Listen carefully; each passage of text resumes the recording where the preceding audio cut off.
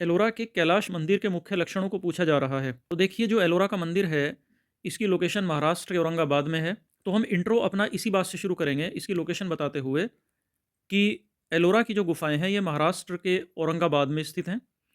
एलोरा कलाओं का संगम है। एलोरा में वास्तुकला, मूर्तिकला और चित्रकला तीनों का शानदार समागम हमें दिखता है। और यहाँ पर ब्राह्मण, बौद्ध, जैन तीनों धर्मों से संबंधित कलाकृतियाँ बनी हैं। तो दोस्तों, इंट्रो में ये बताने के बाद हम मेन बॉडी में आ जाएंगे और ये बताएंगे कि एलोरा से 34 गुहा मंदिर हमें मिलते हैं। केव टेम्पल्स मतलब बड़े पाषाण को काट कर चट्टान के भीतर मंदिर का निर्माण जो है वो हमें मिलता है, जिसमें से अधिकतर जो मंदिर हैं राष्ट्रकूट शासनकाल में बने, 7वीं से 8वीं शताब्दी में। और इसमें सर्वाधिक जो प्रसिद्ध मंदिर है वो कैलाश मंदिर है, जिसको राष्ट्रकूट शासक कृष्ण प्रथम ने बनवाया था। और कृष्ण प्रथम का कार्यकाल भी यहाँ बता देंगे। मेन बॉडी में इसी पैराग्राफ में ये ऐड कर देंगे कि ये जो मंदिर है कैलाश टेम्पल, ये अपनी शानदार वास्तुकला शैली के लिए विश्व भर में प्रसिद्ध है। या ये भी कह सकते हैं कि ये एक शैल वस्तु का विश्व में सबसे विलक्षण नमूना है। तो इस तरह से पहले पैराग्राफ में इंट्रो के बाद हम ये बात कहेंगे। ये आप लोकेशन देख लीजिए कि किस तरह से एक बड़े पाषाण को, एक बड़ी चट्टान को काटकर बीच में मंदिर उकेरा गया है। तो ये अपने आप में विलक्षण तो है ही।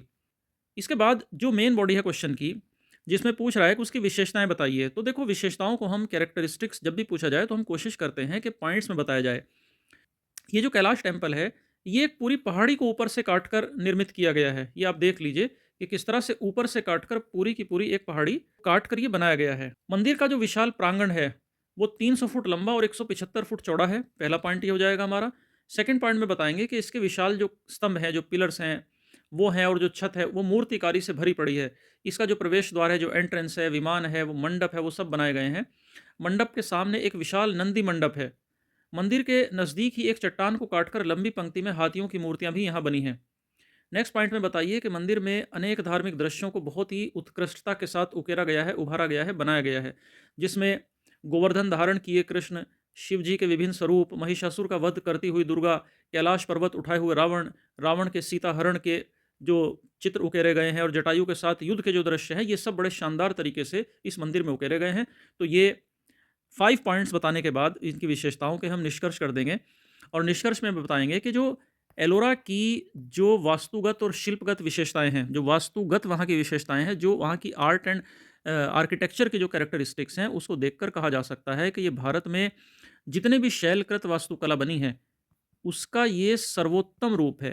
It is the best format of that. और इसके पहले जो चैत्य विहार और मंदिर भी पहाड़ी को काटकर बनाए तो गए थे, लेकिन एलोरा उन सभी में सबसे बेहतर है। तो दोस्तों, इस तरीके से हम इस क्वेश्चन का आंसर देंगे।